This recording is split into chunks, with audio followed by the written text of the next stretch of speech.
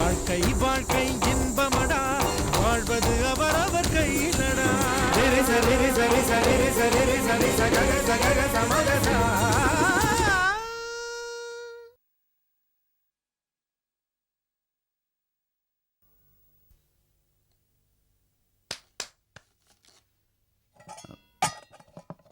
Excuse me, நான் உள்ள வரலாமா? சார் வாங்க சார். என்ன நீங்க திடீர்னு உட்காருங்க. It's okay. கொஞ்சம் வேலை இருந்தது, அதை முடிச்சுட்டு அப்படியே கிளம்பலான்னு இருந்தேன். நீங்க மெதுவாவே கிளம்புங்க, என்னோட அவசரம் எனக்கு தேவை, அதான் நேர்லயே வந்துட்டேன். மாமி எங்க காணோம்? வெளியில போயிருக்காங்க, உட்காருங்க சார். நீங்க போய் சொல்வீங்களா? உண்மைதான் சார், இங்க பக்கத்துல தான் போயிருக்காங்க, இப்போ வந்துருவாங்க.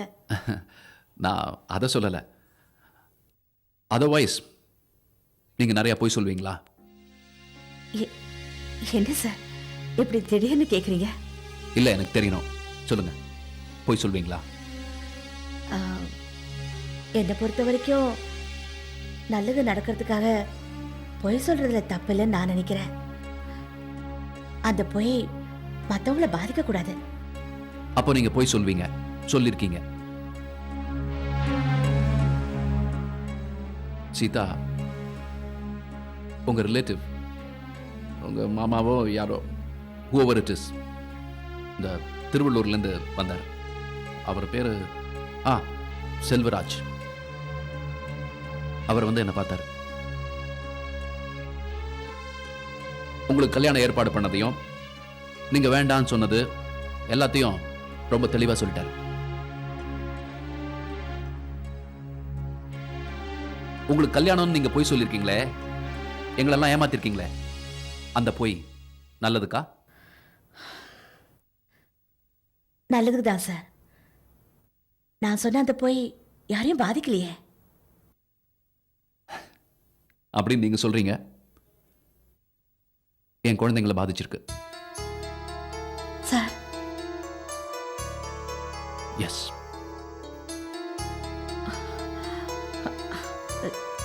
இருக்கலாம் சார். சார் எனக்கு எனக்கு குழந்தைங்களை ரொம்ப பிடிக்கும். உங்க குழந்தைகளுக்கும் என்னை ரொம்ப பிடிச்சு போச்சு. இது வரைக்கும் என் வயசு அவங்க கூட பழகிறதுக்கு தடையா இருந்ததில்ல. நீங்களும் கவனிச்சிருப்பீங்க, என்ன டீச்சர்னோ மிஸ்ஸுன்னோ அக்கானோ கூப்பிட்டதில்ல. அவங்க வயசு ஃப்ரெண்ட்ஸுங்களோட பழகிற மாதிரியும் பேசுற மாதிரியும் தான் சீதா எனக்கு அதை கொடு, சீதா எனக்கு இதை கொடு, சீதா எங்களுக்கு பசிக்குதுன்னு என்னை பேர் சொல்லி தான் கூப்பிடுறாங்க. எனக்கு அது பிடிச்சிருக்கு சார். நான் இப்படி சொல்றேன்னு நீங்க தப்பா நினைக்காதீங்க. ஸ்ருதியை நீங்க திடீர்னு கூட்டிட்டு வந்து இவங்க தான் உங்களுக்கு அம்மா ஆக போறவங்கன்னு சொன்னதும் அவங்களால அதை உடனே ஏத்துக்க முடியல சார். அவங்களால ஏத்துக்க முடியும் சார், ஆனா அது கொஞ்ச நாள் ஆகும்.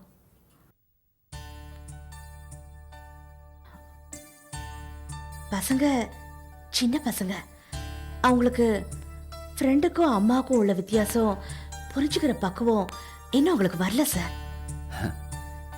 எல்லாம் சரி சீதா, இதுக்கும் நீங்க உங்களுக்கு கல்யாணம் போய் சொன்னதுக்கும் என்ன சம்பந்தம்? சார், நாம குழந்தைகளுக்கு எப்போ அம்மா வேணும்னு முடிவு பண்ணிட்டோமோ அப்பவே அவங்க மனசுக்குள்ள என்னை பத்தி இருக்கிற நினைப்பு குறையணும்னு நான் முடிவு பண்ணிட்டேன். அந்த முயற்சியோட ஆரம்பம் தான் எனக்கு கல்யாணங்கிற போய்.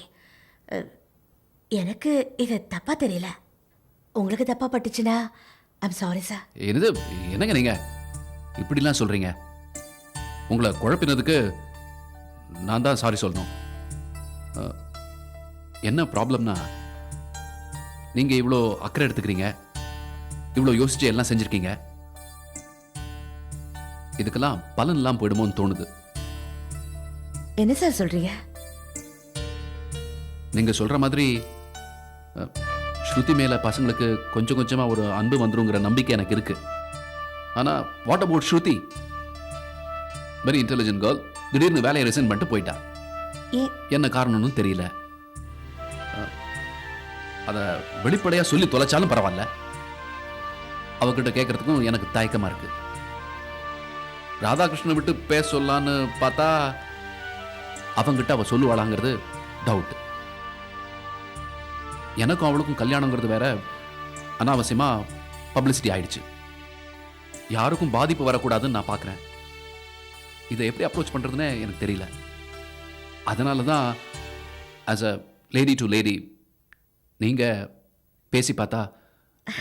இதுல என்ன இருக்கு சார்? நான் பேசுறேன் சார். உங்களால் முடியுமா? உங்களுக்கு ஒன்றும் ப்ராப்ளம் இல்லையே? இதுல என்ன சார் ப்ராப்ளம் இருக்கு? Sure. Yes sir. Thank you Seetha. நான் உங்களை புகழறதுக்காக சொல்லலை. உங்ககிட்ட எனக்கு ரொம்ப பிடிச்ச விஷயம், இந்த மனசில் எதையுமே வச்சுக்காம வெளிப்படையாக பேசுறீங்க பாருங்க, அதான். நான் சொல்கிறேன்னு தப்பாக நினச்சிக்காதீங்க, சொல்கிறேன்னு தப்பாக நினச்சிக்காதீங்கன்னு எல்லாத்தையுமே சொல்லிடுறீங்க பாருங்க, அந்த குவாலிட்டி. அகெயின் எனக்கு ஒரு நல்ல ஃப்ரெண்டு கிடைச்ச மாதிரி இருக்கு. Thank you sir. நான் கிளம்புறேன்.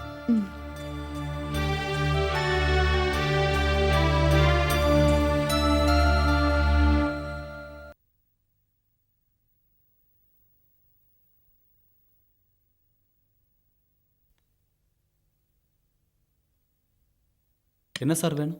2 காஃபி. வேற எதுவும் வேணுமா சார்?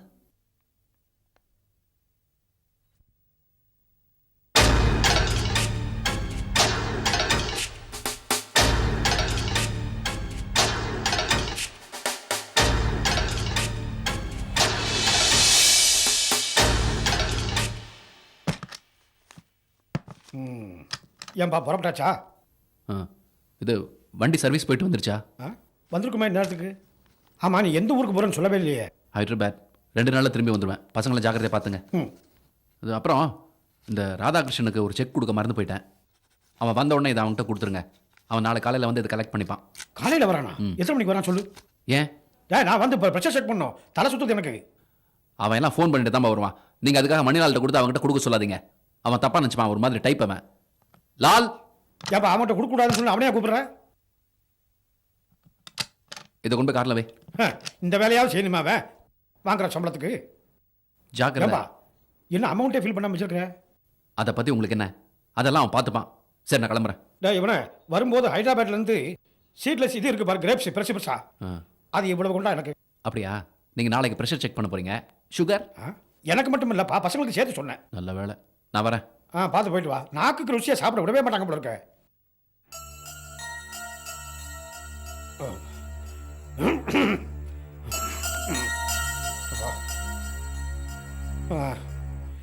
சீதா. அப்பா. சீதா இங்கே வாமா. இங்கே இருக்கியா? இந்த கணையை வந்துட்டானா? நீங்க ஏதோ வெளியில போகணும்னு சொன்னீங்களா? வண்டியில பெட்ரோல் இல்லை, போய் போட்டு வரேன்னு போனாருப்பா. ஏன்பா எங்கேயாவது அவசரமா கிளம்பணுமா? இது லைட்டாக தலை சுற்றுற மாதிரி இருக்குமா, போய் ப்ரெஷர் செக் பண்ணிக்கணும். இப்போ வந்துடுவார்ப்பா. அதை வந்துட்டார் போல இருக்கு. இவன் வந்து என்ன பிரயோஜனம்? இதோ பிரபாகர் வேலை வச்சு போயிருக்கானே. என்னன்னு எனக்கு சொல்லுங்கப்பா, நான் பண்ணுறேன். இல்லைம்மா, இவன் இருக்கானே இந்த ராதாகிருஷ்ணன், அவன் வருவானா? அவன் வந்தோட இந்த செக்கை கொடுக்கணுமா?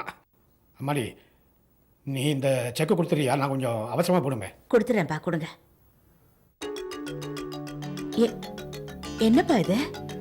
பிளாங்க் செக் கொடுத்துருக்கீங்க, இதில் அமௌண்ட் எழுதலை. என்னம்மா நீ? இவன் ராதாகிருஷ்ணன் வந்து பிரபா கூட சின்ன வயசுலேருந்தே படித்தவன், அதனால் ஒன்றும் ஆகாது, பரவாயில்ல. இல்லை, நான் அவரை சொல்லப்பா. ஒருவேளை இந்த செக் அவர்கிட்ட இருந்து மிஸ் ஆகி வேற யாராவது கைக்கு போயிடுச்சுன்னா அப்புறம் பெரிய பிரச்சனை ஆயிடாதப்பா. ஐயோ, என்ன இருந்தாலும் பணம் தானப்பா. பணம் யாரை வேணாலும் எப்படியும் மாத்திருப்பா. Very good, very good Sita. நீ ரொம்ப நல்லவன் எனக்கு தெரியும், ரொம்ப புத்திசாலியும் கூட. இந்த பிரபாகர்கிட்ட நான் பல தடவை சொல்லிட்டேன், பண விஷயத்தில் ரொம்ப ஜாக்கிரதையாக இருடான்னு. அவன் கேட்கவே மாட்டேங்கிறான். நீங்களாவது கொஞ்சம் எடுத்து சொல்லுங்க.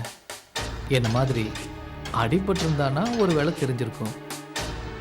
ஆனால் ஒரு விஷயம் சொன்னீங்க பாருங்க, 100க்கு 100 உண்மைங்க. பணம் ஒரு மனுஷனை எப்போ எப்படி வேணாலும் மாற்றும். ஐயோ, நான் நான் உங்களை சொல்லலைங்க. நானும் அதை தப்பாக எடுத்துக்கல. I am all right. அப்பா, ஆடிட்டர் இப்போது பணம் வேண்டான்னு சொல்லிட்டாரு. ஒரு வாரம் கழித்து வாங்கிக்கிறேன், அவசரம் இல்லை. அப்படியா? சரி. அம்மா, இந்த செக்கை கொண்டு போய் நீ உள்ளே வச்சிருமா. உள்ளே வச்சிரு. சரி, நான் வந்து டாக்டர் வீட்டுக்கு போயிட்டு வந்துடுறேன். ப்ரெஷர் செக் பண்ணணும்.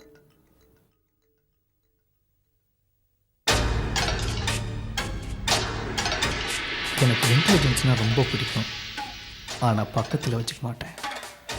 நீ ஓரளவுக்கு பிரச்சனையாக இருப்பேன்னு எனக்கு தெரியும், ஆனால் ஒரே ஐடியா பிரச்சனையாக இருக்கியே. Very sorry. சால்வ் பண்ணிடுறேன் கூடிய சீக்கிரத்தில்.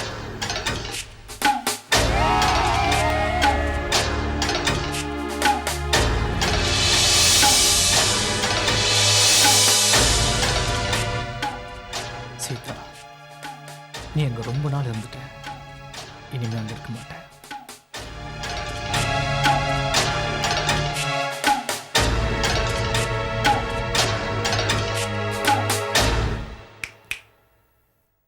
இந்த உலகத்தில் இருக்கியா? ஏதாவது ஆர்டர் பண்ண இல்லையா? காஃபி சொல்லியிருக்கேன், வேறு ஏதாவது? நான் சாப்பிட்ற மூட்லே இல்லை. என்ன இருந்தாலும் ஸ்ருதி இந்த மாதிரி பண்ணியிருக்கவே கூடாதுடா. அவர் ரிசைன் பண்ணது இட்ஸ் ஓகே. என்கிட்ட ஒரு வார்த்தை சொல்லியிருக்கலாம்ல. என்ன என்கிட்ட சொல்லாமலே ரிசைன் பண்ணிட்டாலேன்னு ஒரு சின்ன ஃபீலிங். அவளா ரிசைன் பண்ணிட்டு போயிருக்க மாட்டான், யாராவது மிரட்டி இருப்பாங்க, அதான் போயிட்டான். ரொம்ப வியர்டாக இருக்குடா உன் இமேஜினேஷன். அவளை யார் மிரட்ட போகிறாங்க? எதுக்கு மிரட்டணும்? பணம் பிரபா, பணம். கோடிக்கணக்கான பணம். உன்னை கல்யாணம் பண்ணிட்டா அந்த சொத்துல அவளுக்கு போயிடும்ல, அதான் பொறாம. இதை பார், உனக்கு ஏதாவது தெரியும்னா சுற்றி வளைக்காம நேராக சொல்லு. சொல்றேன்.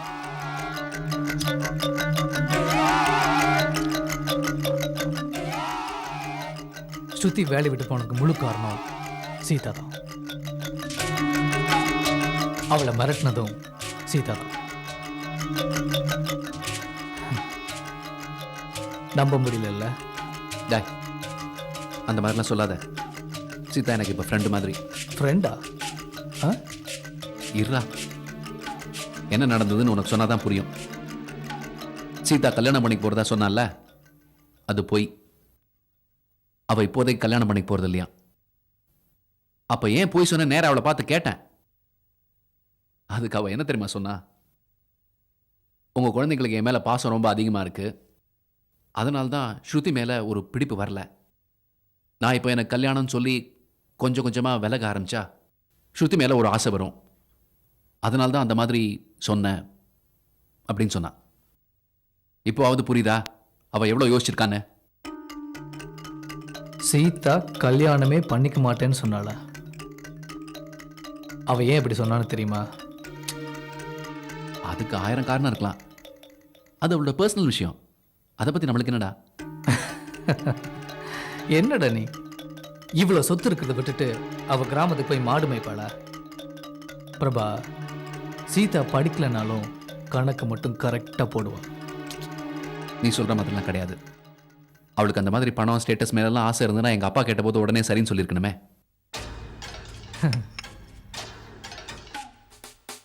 நீ ஒரு பிஸ்னஸ் மேன் இருந்தாலும் சொல்கிறேன், ஒரு பொருள் கிடைக்கல, டிமாண்ட் இருக்குதுன்னா தான் அதுக்கு மார்க்கெட் வேல்யூ அதிகமாகும். அதே மாதிரி தான் உங்கள் அப்பாவளை கல்யாணம் பண்ணிக்கிறியான்னு கேட்ட உடனே அவள் ஓகேன்னு சொல்லியிருந்தா ஒரு பெப்பே இருந்திருக்காது. இப்போ நீயே அவளை பற்றி பெருமையாக பேசுகிற பார்த்தியா? அதான் ட்ரெண்டு, சக்ஸஸ் ட்ரெண்ட். சரி, அப்போ எனக்காக அவள் ஸ்ருதி கிட்ட பேசுறேன்னு சொன்னது? அதான் டபுள் கேம். எல்லாருக்கிட்டையும் நல்ல பேரும் எடுக்கணும், அதே சமயம் காரியத்தையும் சாதிச்சிடணும். நல்லா பண்ற.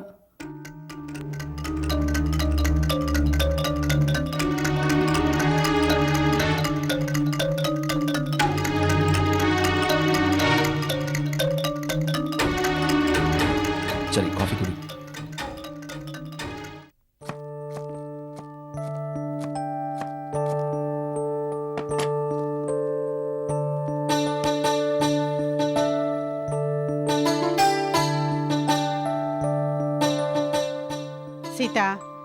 விட்டுடு, நான் செய்துக்கிறேன். காத்தால இருந்து பங்களாவில கஷ்டப்படுறேன், இங்க வந்துமா செய்யணும்? பரவாயில்ல அத்தை, இதுல என்ன கஷ்டம் இருக்கு? திருவள்ளூருக்கு போய் கல்யாணம் வேண்டான்னு சொல்லிட்டு வந்துட்டேன். இங்கே பிரபாகர் வீட்ல கல்யாணம் பண்ணிக்க போறேன்னு எல்லார்கிட்டயும் சொல்லியிருக்கேன். உன்னை என்னால புரிஞ்சுக்கவே முடியல.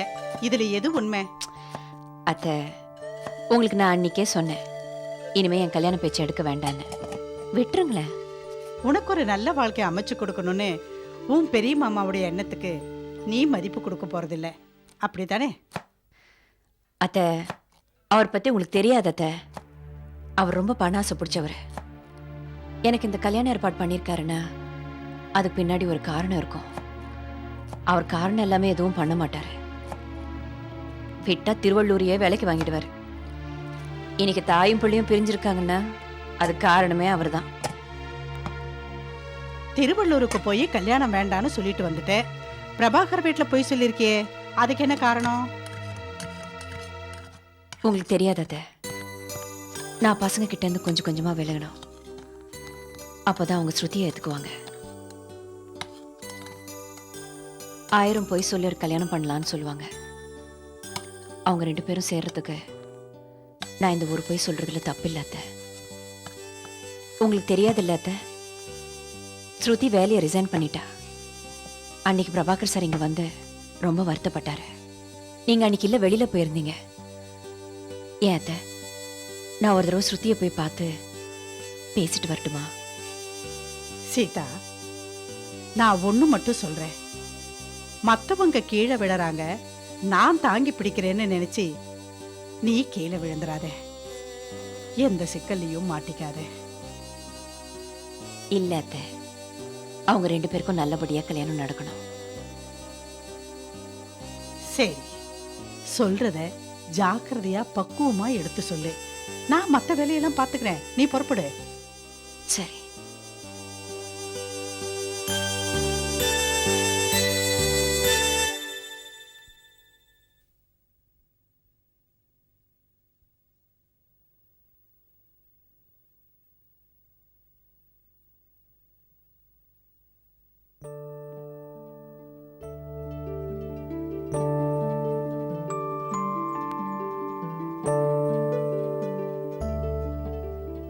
ஸ்ருதி, வாங்க சீதா, எப்படி இருக்கீங்க? நல்லா இருக்கேன். உட்காருங்க.